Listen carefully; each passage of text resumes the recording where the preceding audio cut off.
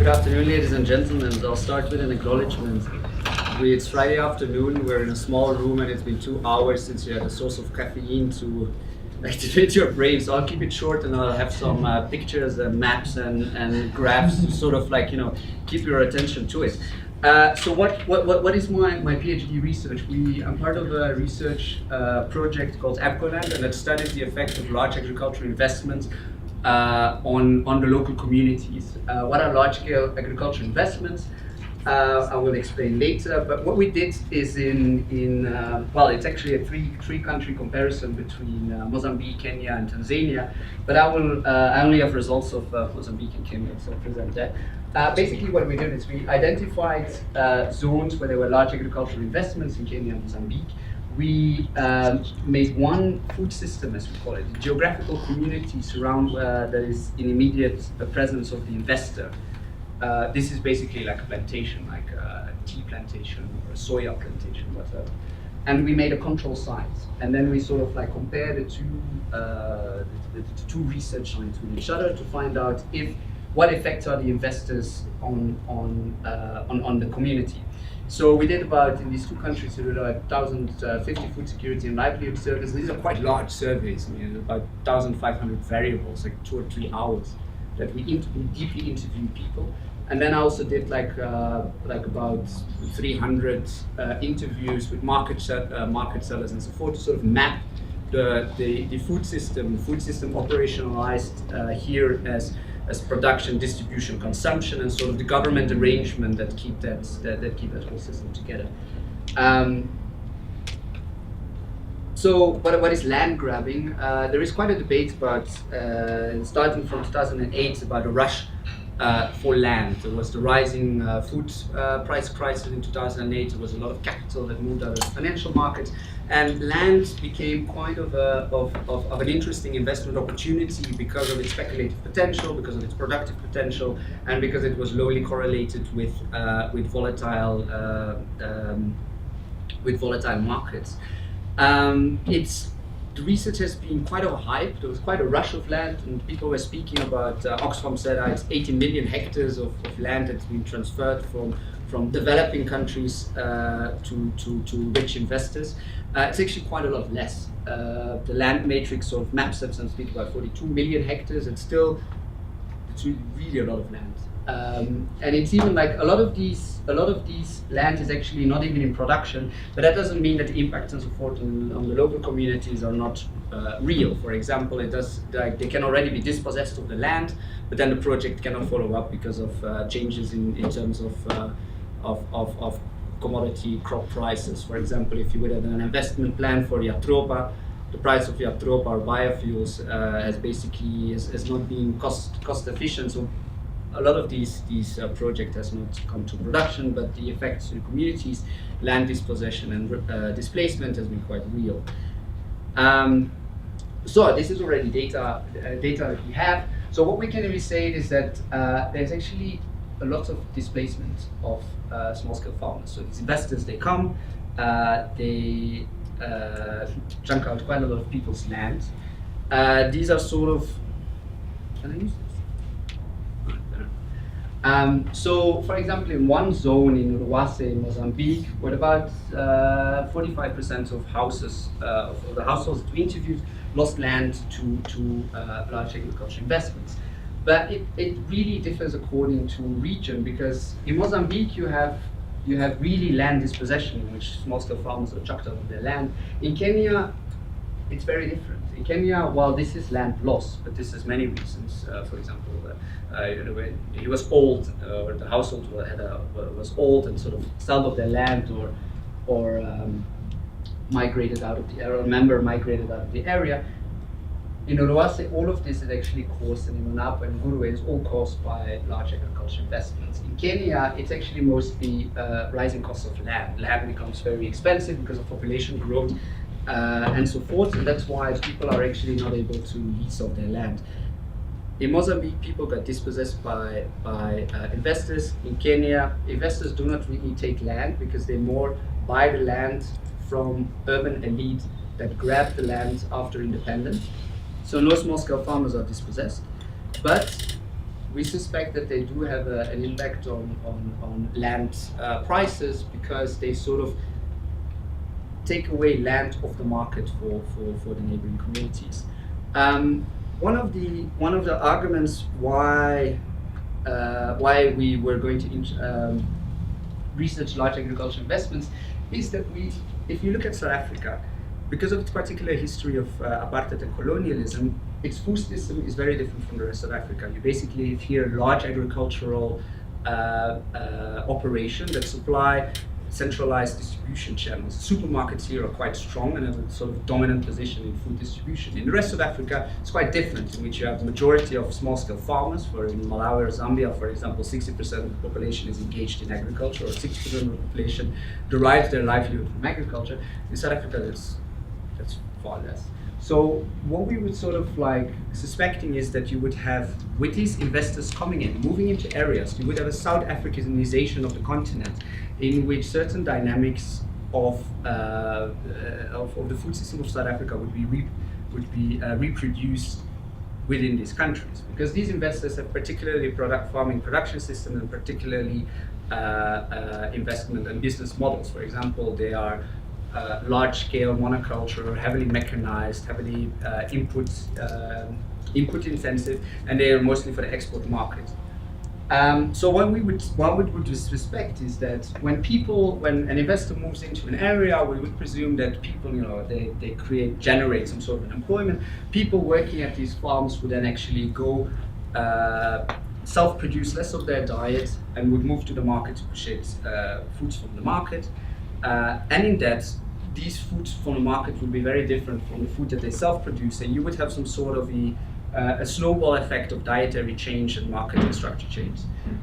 We actually see that in terms of their self-production. So if this is the control zone, the red bars, and these are sort of the factual sites, in which the purple bar is those that are households that are employed and an investor, and those that are in the same area but not employed by the investor.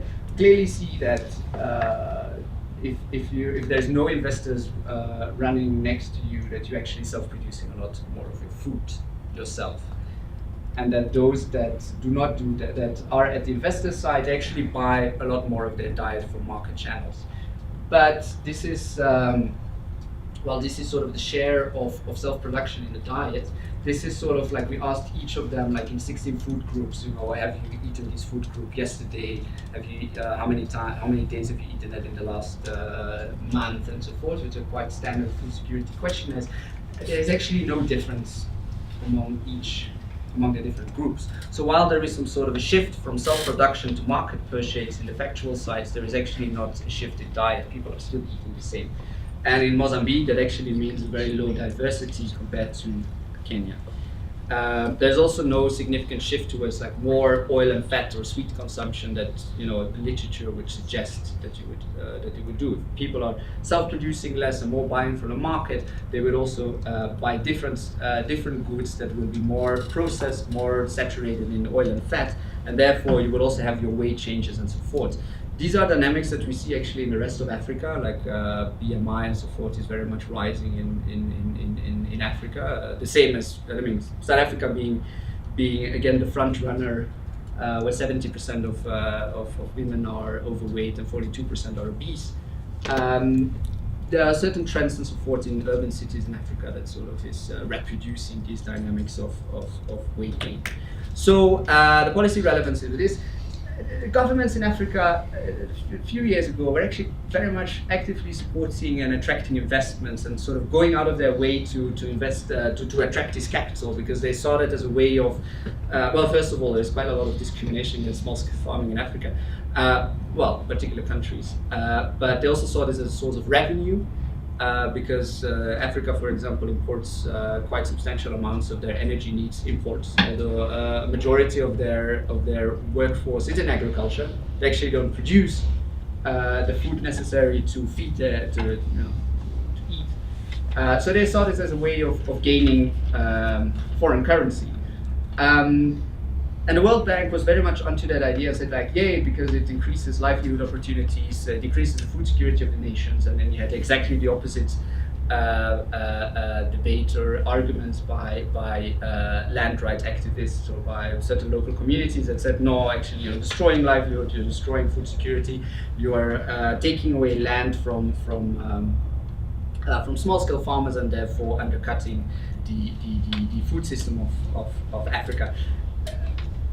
If I can sum it up somehow, although I haven't analyzed all of the results, if I can sum it up, it's very difficult to find out what effect LAI or these large investments have on food system change, because these African food systems are already changing rapidly on a backdrop of large population growth. The African population is going to triple from now to 2050. Another mostly in the cities, but another 300 million will also be born and stay on the rural side. There is going to be urbanization, rapid urbanization, and climate change are already on the backdrop on changing that food system and so forth. So against that backdrop, or against that statistical noise even, it's very difficult to find out what actually is the specific effect of large agricultural investors. That doesn't mean that they don't have an effect. And they sort of, what I think it mainly does is that it sort of like puts even more pressure on small-scale farming systems, their markets, and their access to the means of production. Thank you very much. Yeah, thank you very much. Very fascinating story, very rich empirical detail. You seem to know the context really, really well. And I guess in transition studies, we like to look at historical patterns to inform things that are going on in prospective transformation, transitions. And I'm certainly not a specialist at all of any of these specific topics that you're looking at. But I wonder whether there could be somehow you could draw a parallel with what has happened in a European context when with this integration of Central and Eastern countries, which somehow you could relate to this Southern African development community forming at the moment. And I was really struck by, for instance, this counterintuitive finding that you find. You would expect the diets, for instance, to adapt very quickly, but they don't. And perhaps I think there are very similar experiences from the integration that happened in the 90s in Europe, where, for instance, Hungarian agricultural systems, a lot of foreign investors coming in, so similar, but also the consumption patterns didn't change necessarily in alignment to what one would expect. So maybe there are some interesting contrasts to be drawn from that. Yes, even like Chayanov studied, Russian peasant economy in the 19 or even before the 1920s. I don't know directly what the similarities would be, because I think that the challenges of South Africa as it's 2050 is this rapid population growth, for example, which I presume has happened less in Hungary, or even the stagnating population in Central and Eastern Europe. But you're very right about like the strangeness of the very counterintuitive findings that we have. We have the best data of any research project in the region. It was quite of a challenge, especially in Mozambique. There's a lot of the data that I do not use because I don't trust it, especially when it comes to numbers, for example, like food expenditure share and so forth, which is the standard food security. For example, this is a control site, and this is a factual site in Kenya, and a control site has about twice as much land loss as a factual site. There is no difference between the average land size per household between this one and this one. Perhaps it's about class differences within the communities. Like I've been also about half a year within these countries and eaten a lot of dirt, but I think it's perhaps about class differences. The people that sort of like took that land were already those that are perhaps more dominant within the community itself. But there is Yeah, if somebody could help me with the data, because there is very strange things coming out of it. It doesn't make sense. People that lost land have a higher food expenditure share. That's why I don't trust the data. Because it's also illiterate. It's also a very illiterate region.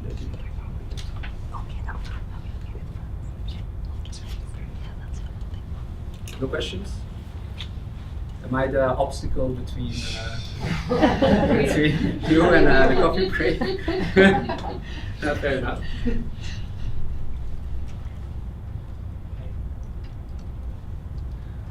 So,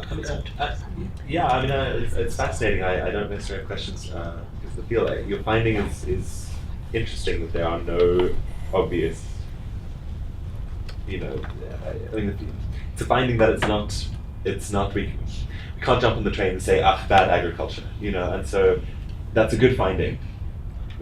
But also I'm like, so where do we go from here?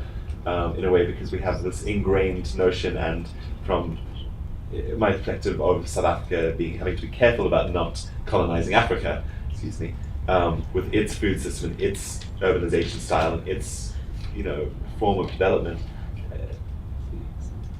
This is potentially worrying because it says, well, actually, it's not. So it's messing with my perceptions of. Yeah. Okay. Can I correct you there? The South African food system is really bad, right? Yes. I think quite a lot of would agree on that. No, one of the things that sort of shows is that it's about regulatory, like local or national regulatory frameworks that sort of decide what the negative or positive impact will be on neighboring communities. What we're also looking at quite specifically is a food system of neighboring communities, right? Which might be very different from the national food systems. While almost everyone here, for example, while the red dots are the household that lost land to this investor, the whole community wants the investor to stay. Why? Because otherwise the village would probably just run empty, because there is no sort of employment opportunities. It's in the middle of nowhere. There's no employment opportunities besides that, no way to, like, the youth would just migrate. And that's a part of a broader problem of African agriculture. Average age of a farmer is 62 years old, which is higher than Europe. And in Europe, it's already very problematic. So I think that there is no way that the African food system can be without small-scale farming, basically because you will have 3 billion people, and I don't know what jobs they're gonna have. Nobody's telling them that the manufacturing industry will sort of absorb sort of data. So I think very much that small-scale farming and small-scale food systems should be placed central. But to demonize all investors and all these investors on sort of one line is too simplistic, because it's very locally specific, and it can create a lot of positive effects to its neighboring communities, like basically employment or basically access to liquidity, which is also very problematic in other communities. But what would be better is the government would invest in agriculture, right? Like the Maputo Declaration of 2003 said that they would give 10% of their expenditure to agriculture, but that's just only a few countries had that. So there are better things than investors. Yeah, that basically is true. But you cannot say that all of them are bad. If we don't have questions, we can have a break.